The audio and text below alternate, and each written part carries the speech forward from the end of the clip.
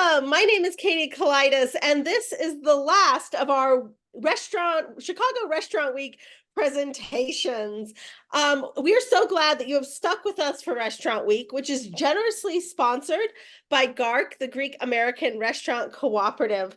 And I am really fortunate tonight to be joined by Ted Pappas from season 2 of the Great American Recipe.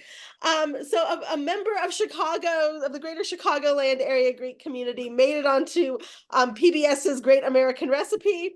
And we are so excited he could join us. We're going to be talking about food, about family, and about the ways in which food is still at the heart of Greek and Greek American culture.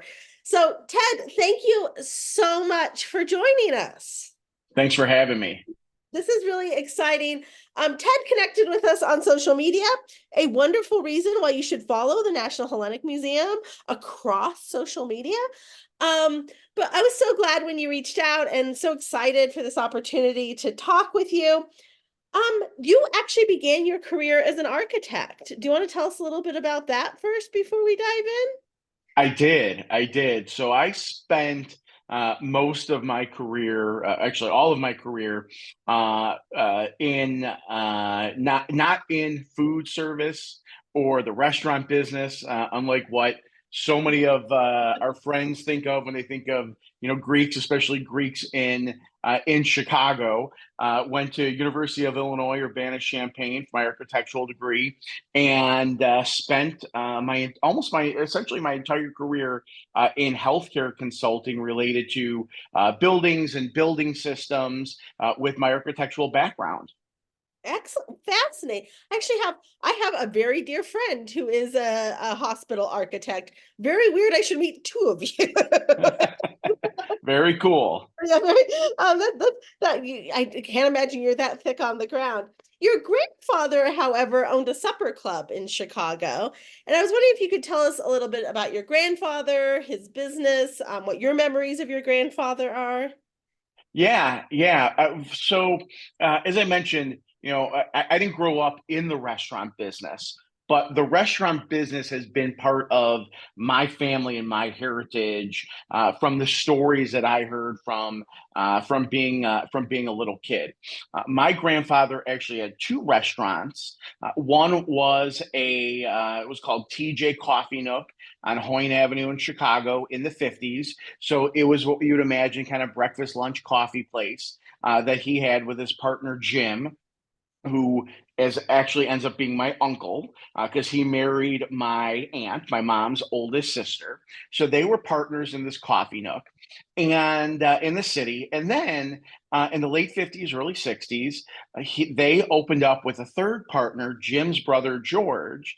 They opened up Uncle Andy's Cow Palace, a supper club in Palatine, Illinois, back when that area of Chicagoland was when you came from Chicago, it was extremely far and it was out there at the time. So interesting. And what were do you have like a particular story you remember from growing up and hearing about your Papu's Supper Club? Well, my mom would always tell me the stories because my mom and her sister were, of course, working there. My mom's oldest sister, my Thea, married one of the partners, George, as part of that. And this was all well before my time. And unfortunately, my papu passed away before I was born. So I never got to meet him. But because he passed away so young, heard immense stories about him. And of course, about the supper club and kind of what it meant to our family and what it really was. The supper club was one of these places that would have entertainers come, singers come, big New Year's Eve parties, and it was about entertaining. And what I always remember from the stories that my mom would tell me, it was really about an area, of Chicagoland that wasn't very ethnic at the time. It wasn't part of the city. It was kind of a newer, growing area at the time. So it was about bringing people in, entertaining them, and what kind of food and the restaurant business to Greeks meant with taking in others and philoxenia. And I'll say it wrong because I always say it wrong, but that taking care of others, and that really came from the TJ Coffee Nook that my papu had with his brother, or I'm sorry, with his partner Jim, because they would, and my papu, he would sponsor Greeks coming over into America at that time, who were immigrating over here, and he would take care of them. So they would get meals at the TJ Coffee Nook, and then that transpired very much kind of a little bit in what the National Hellenic Museum has been presenting on Greeks in kind of restaurant and diners to Greeks in larger, kind of more formal restaurants, was really the transition that my family had from going to this coffee nook to this larger supper club that our family had. Absolutely. No, and I think it's important that you bring up this idea of philoxenia and the real central way that part that plays in Greek culture, in in sort of wider Mediterranean and Middle Eastern culture, obviously, concepts of hospitality are so core. When I teach students about this, I always say, you have people, you have people who are for the first time in history moving around, right? And there's no hotels, there's no restaurants, there's no Expedia, right? People are these values come out of a society where the basic economic engine of a culture relied upon um people showing hospitality to one another. And so you see this all over. You see this, the Odyssey is a story about hospitality. There's stories in the Hebrew scriptures that are about hospitality, these really, really ancient texts. And if you want to talk about the ways that our contemporary Greek culture, or even, Arab or Italian or Persian culture dates back to those very, very ancient times, you talk about hospitality. And so much, and I'd love to hear your thoughts on this. So much of what I got out of my Greek upbringing was what happens around the table. And could you talk about that? Maybe how that started your relationship with food and entertaining. First, you have these stories from your grandfather with you, but like, Yeah. what your memories of that table, because that is core to my experience, certainly. And it's core to mine, and it's core, I think, to so many American Greeks who grew up. I am first generation on my father's side, but third generation on my mother's side. So my papu at the restaurant, he was first generation. His parents came over in the early 1900s. He was born in America, but on my father's side, my father was born in Greece and came over as an adult. He came over about 30 years old in the late 60s.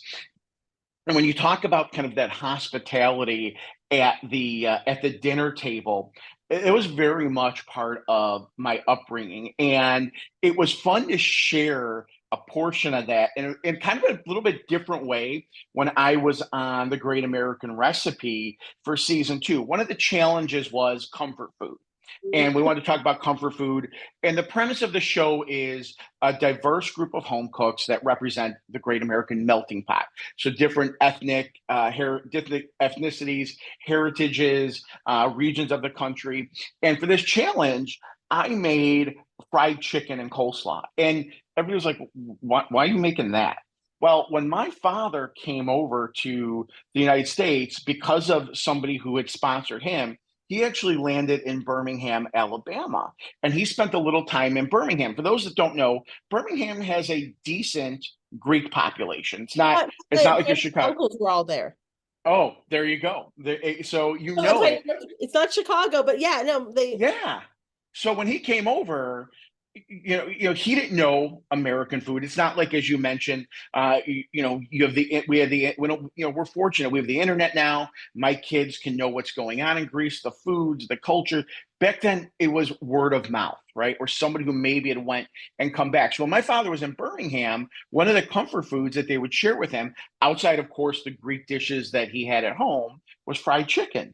And Alabama, kind of a southern dish. So when I made this on the show and shared the story behind that challenge, and was fortunate, tied it into my daughter, who's named after my father, because she loves fried chicken and chicken tenders. So I made the dish as kind of a tender and a dipping sauce, and it was a great dish, and it was a great story to tell as part of why I prepared that dish.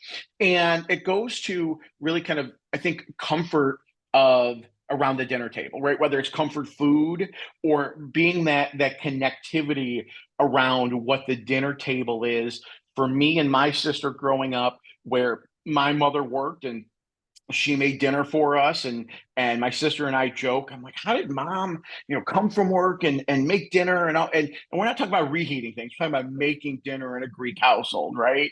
And making dinner and we joke, and my sister jokes, well, she didn't take pictures of everything for starters, like we all do now. But there was value to that growing up because we kept us together.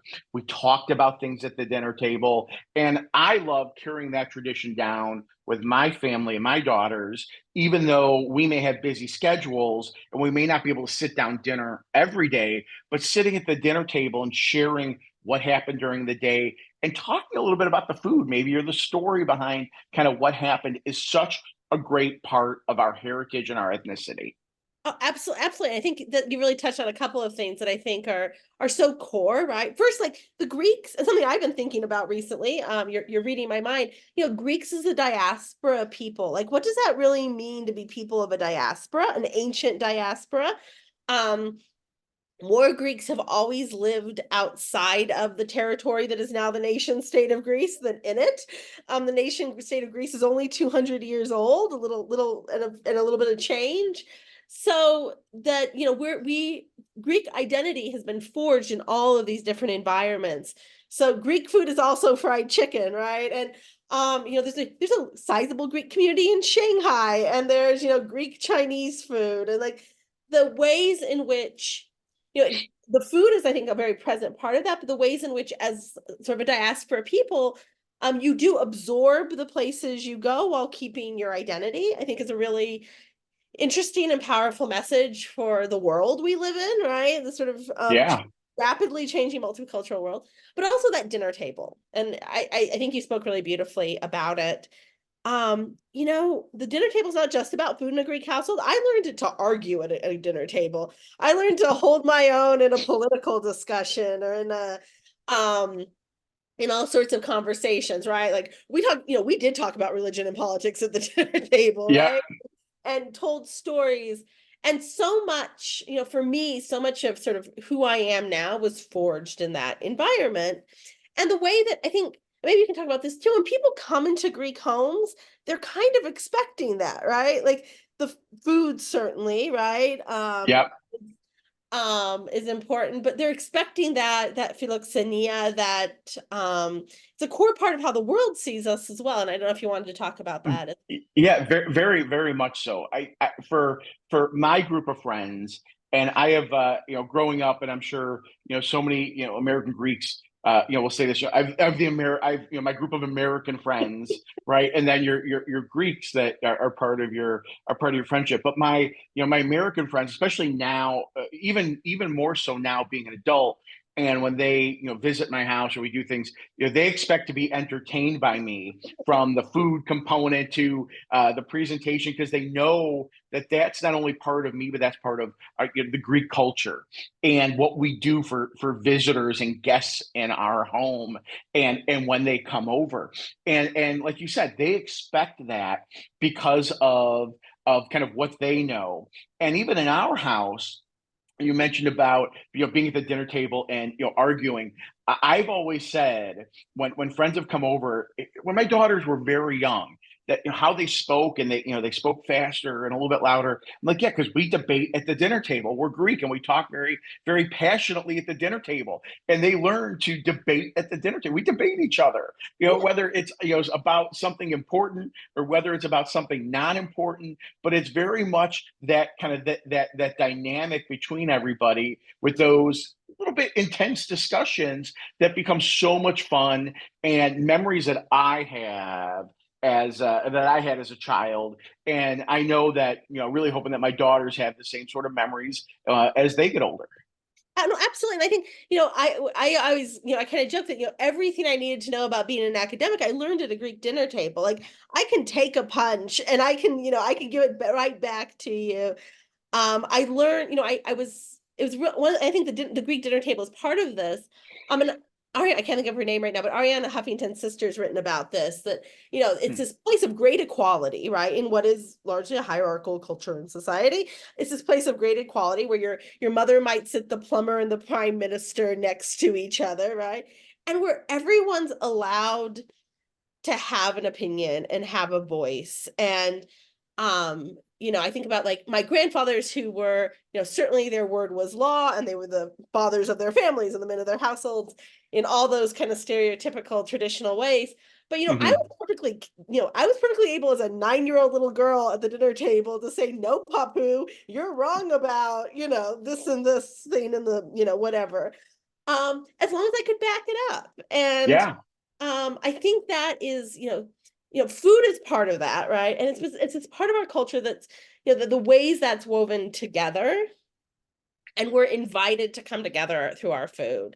So when did you start? I guess it's so much part of our culture. When did you kind of start cooking on your own? And you're talking about your mom making dinner every night, but when were you like, okay, I'm getting in there?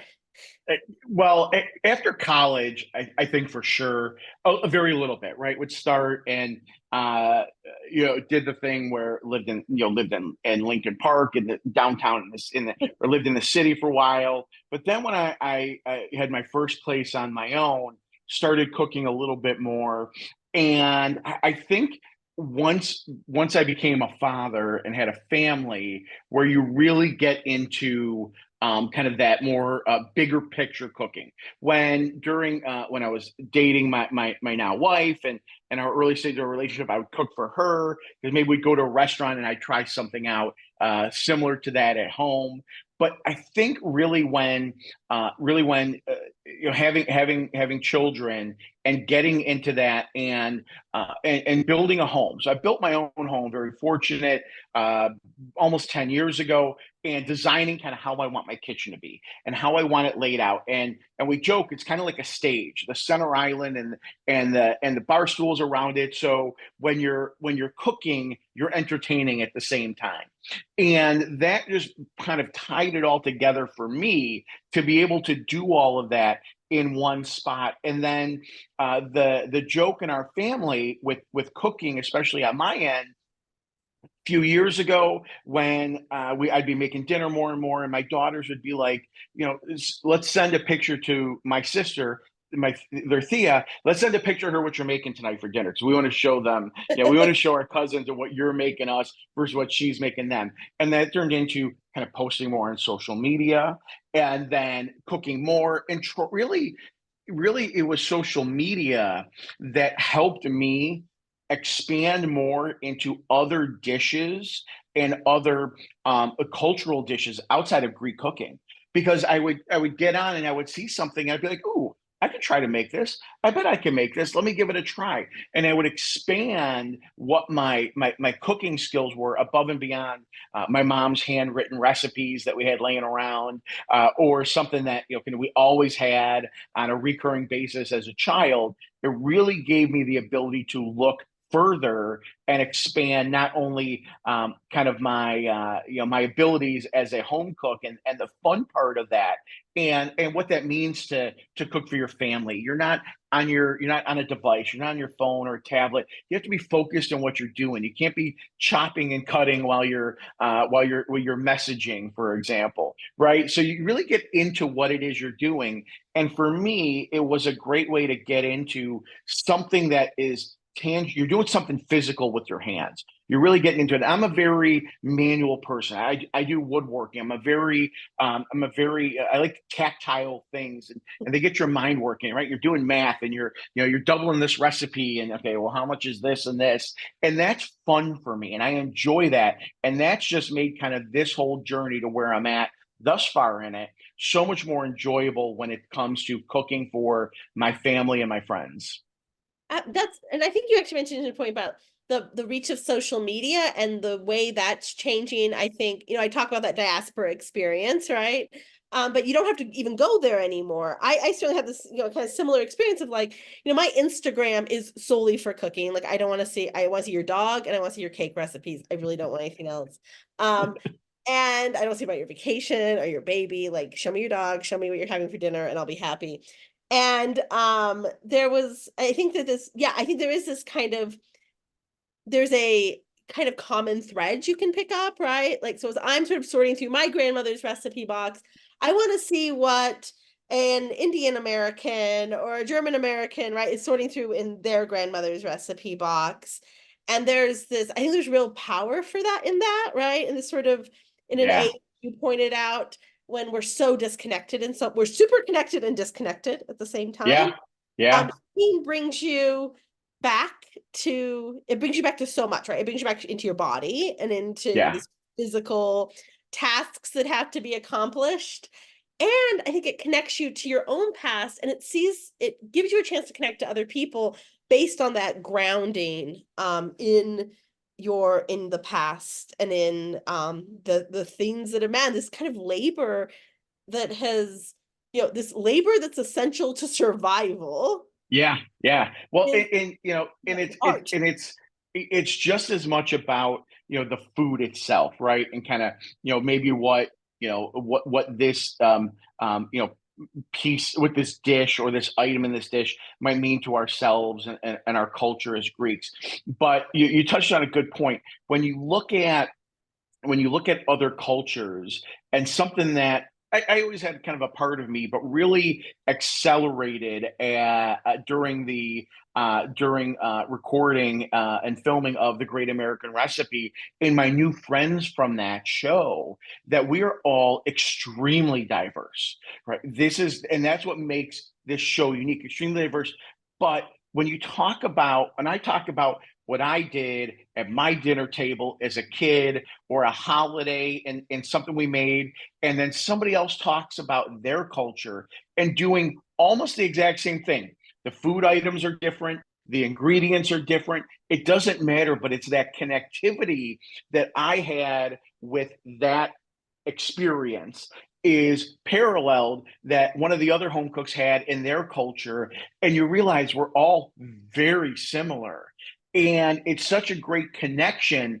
And that's why you want to then start trying new recipes and say, well, I want to try one of your recipes and see what it's like, or see what this culture does, because you kind of you start getting a connection to it, even though it's not this deep rooted personal connection. But you realize, oh, this is so similar to me. And the way you talk about you either preparing food for your kids, or what it was like for you growing up, or what it was like for you at holidays with your extended family, all of those things become very similar between all of us. And what does it all connect to? It's all connected to food.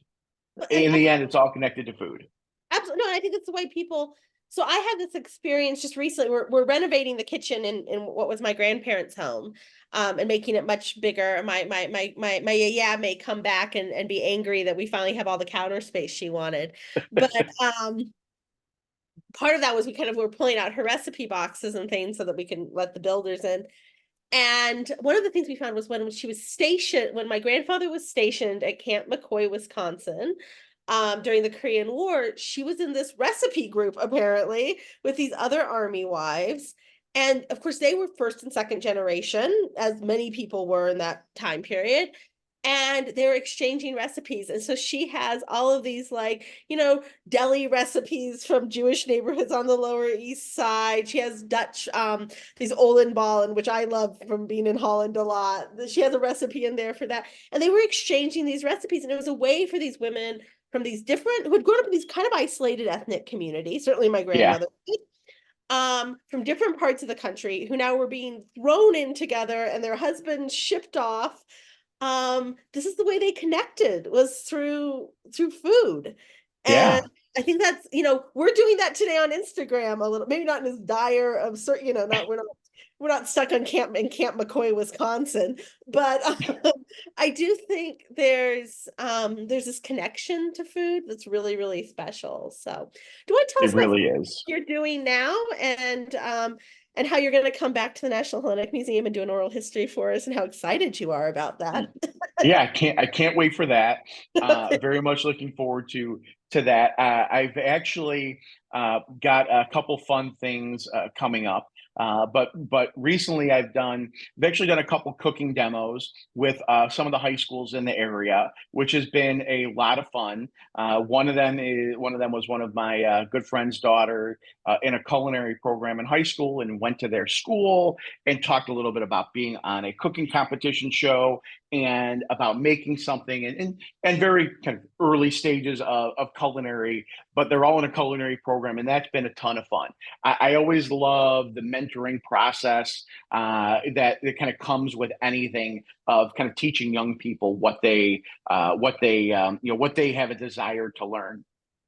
Most recently, I've got an upcoming corporate event, which is going to be a lot of fun with a very public company, and doing something internally with them. We're going to keep that under wraps for now until that happens. But that's coming up next month, as well as some potential live demos in some grocery stores and some markets in the area coming up this spring. Well, remember you were here first. Exactly. Yes. So thank you so much, Ted. Ted Pappas is from the second season of The Great American Recipe and a rising culinary star. Thank you for joining us for Restaurant Week. We were so excited to kind of celebrate this very important part of Greek American culture. This is Restaurant Week was, of course, sponsored by GARC, by the Greek American Restaurant Cooperative. Thank you again. Thank you, Ted. We're going to have you back, and we'll see you at another NHM Discussions. Thanks for having me.